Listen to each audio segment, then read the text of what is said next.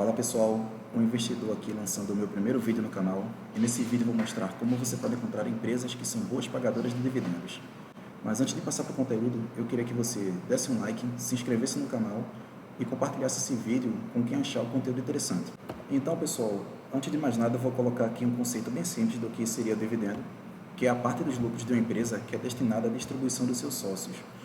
Ou seja, é a parte do lucro líquido de uma empresa que efetivamente vai sair do caixa e vai ser pago como participação de lucro para os seus acionistas.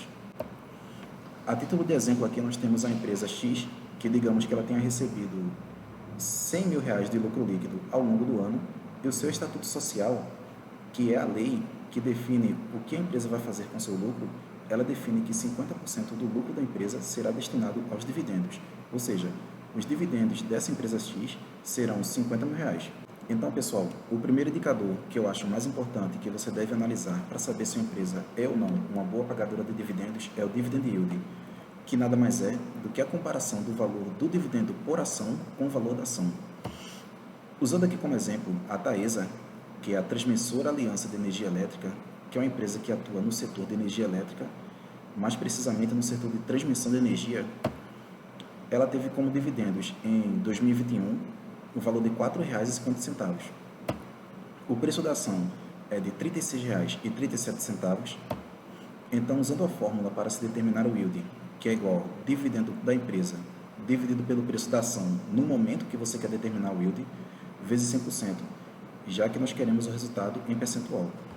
Ou seja, nós temos R$ 4,50, que foi o dividendo ao longo do ano de 2021 da Taesa, dividido por R$ 36,37 e representa o valor, o preço da ação no momento que eu estou calculando o yield, vezes 100%, que isso vai dar um total de 12,37%, que é um yield bem atrativo para a empresa.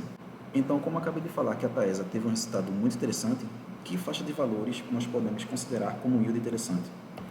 Algo entre 6% a 12% ao ano, porque se você for analisar a estratégia de Décio Bazin, ele classifica que uma empresa começa a apresentar yields interessantes a partir de 6% ao ano.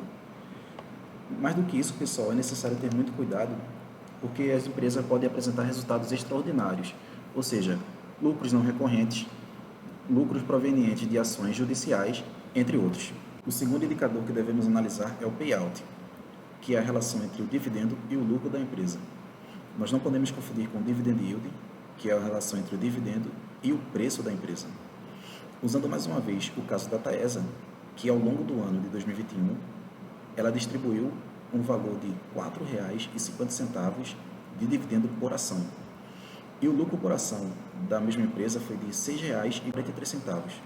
Então, usando a fórmula para calcular o payout, nós temos que os dividendos da empresa ao longo do ano, divididos pelo lucro por ação também ao longo do ano, vezes 100%, já que nós queremos o resultado em percentual, nós temos que R$ 4,50 dividido por R$ 6,43 vezes 100% nos dá um valor de 69,98% de payout, que é um payout razoavelmente interessante. Como eu falei que a Taesa tem um payout razoavelmente interessante, quais seriam valores interessantes e qual seria o valor ideal no payout da empresa? A faixa seria entre 30% a 80% ao ano. Mais do que isso, é necessário ter cuidado. Por quê? Porque a empresa pode não ficar com dinheiro para investir. O que é que isso significa? Se uma empresa distribui mais de 80% do seu lucro como proventos, isso significa que a empresa ela já é consolidada, dificilmente ela vai dobrar ou triplicar de tamanho. O que ela pode fazer realmente é distribuir todo o seu lucro aos acionistas. Um valor ideal seria 50%. Por outro lado, se a empresa distribuir abaixo de 30%, significa que ela não se preocupa em remunerar os seus acionistas e isso pode, como consequência, mostrar que a empresa não é uma pagadora de dividendos. Usando aqui como exemplo o Banco do Brasil, que ao longo do ano de 2017 a 2021, ela distribuiu payouts entre 31% a 38%. Isso significa que a empresa distribuiu uma quantidade relativamente baixa de dividendos comparado ao seu lucro e o restante desse lucro ela conseguiu reinvestir em sua operação. Desse modo, o banco conseguiu crescer ao longo dos anos. Como exemplo de empresas que têm uma política interessante de distribuição de dividendos, podemos usar o Banco Banrisul, que é considerado o banco médio. Em vídeos posteriores eu vou explicar o que seria um banco médio, grande e pequeno. Então, voltando aqui ao Banco Banrisul, nós temos um fato relevante desse ano que definiu que 50% do seu lucro líquido seria destinado à distribuição de proventos, ou seja, o Banco Banrisul tem um payout de 50%.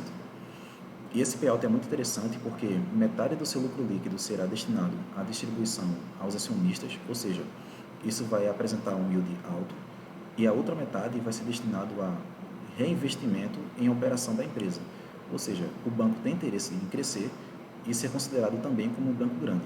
O terceiro indicador é a recorrência dos lucros e dividendos. É importante observar se a empresa consegue manter um fluxo constante de dividendos e se seus lucros são crescentes. Em outras palavras, é interessante que a empresa consiga manter lucros recorrentes ano após ano e de preferência que esses lucros cresçam, para que, de certa forma, os dividendos também cresçam. A exemplo aqui podemos usar a Petrobras, que ao longo de 2008 a 2021 oscilou bastante nos seus lucros, ou seja, variou demais. E a ponto de 2015 a empresa apresentou prejuízo. Isso é um indicador muito mau para a empresa quando você quer considerar se ela é uma boa pagadora de dividendos ou não, porque nos anos que a empresa apresenta prejuízo, por lei, ela não pode distribuir dividendos. Por outro lado, os lucros não precisam ser crescentes todos os anos. Há exemplo aqui da Itaúsa, que é uma holding que basicamente é uma empresa que compra participações de outras empresas, e no caso da Itaúsa, seu maior foco é o Banco Itaú. Nós temos aqui ao longo dos anos de 2008 a 2021, que a empresa, mesmo não tendo lucros crescentes todos os anos, ela se manteve no saldo positivo. E podemos observar aqui que em relação aos anos de 2017 e 2020, ela teve um lucro um pouco menor que os respectivos anos anteriores, mas mesmo assim, ela apresenta uma boa recorrência em relação ao seu lucro. O quarto e último indicador desse vídeo é um PL baixo. E PL é a relação preço e lucro, ou seja, a comparação do lucro da empresa com seu respectivo valor de negociação. Dependendo do preço, a ação pode não ser tão interessante. Por quê? Porque se o PL da empresa for muito alto, ela se torna cara e um mau negócio. Podemos ver aqui como exemplo a Sanepar, que é uma empresa que atua no setor de saneamento básico no estado do Paraná. E de acordo com o gráfico, ao longo dos anos de 2017 a 2022, o seu preço oscilou bastante. Então vamos usar aqui como exemplo a ação preferencial do Sanepar, SAPR4, que em 2021 entregou um lucro de 78 centavos por ação. O seu preço atual, levando em consideração o fechamento do primeiro TRI, ou seja, março de 2022, foi de R$ 4,05. Agora, levando em consideração o seu preço na máxima, que foi em fevereiro de 2020, o seu preço negociado foi de R$ 6,59. Por fim, vamos calcular o PL e ver como o preço-lucro pode impactar diretamente no seu dividend yield.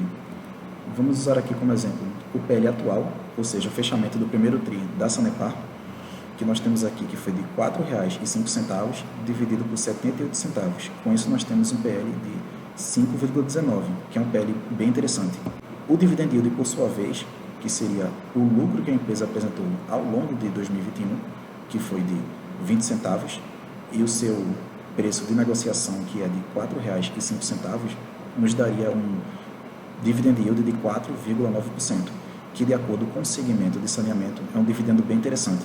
Já para o caso do PL na máxima, ou seja, o preço de ação negociado na máxima histórica, que foi de R$ 6,59, nós teríamos um PL de 8,44.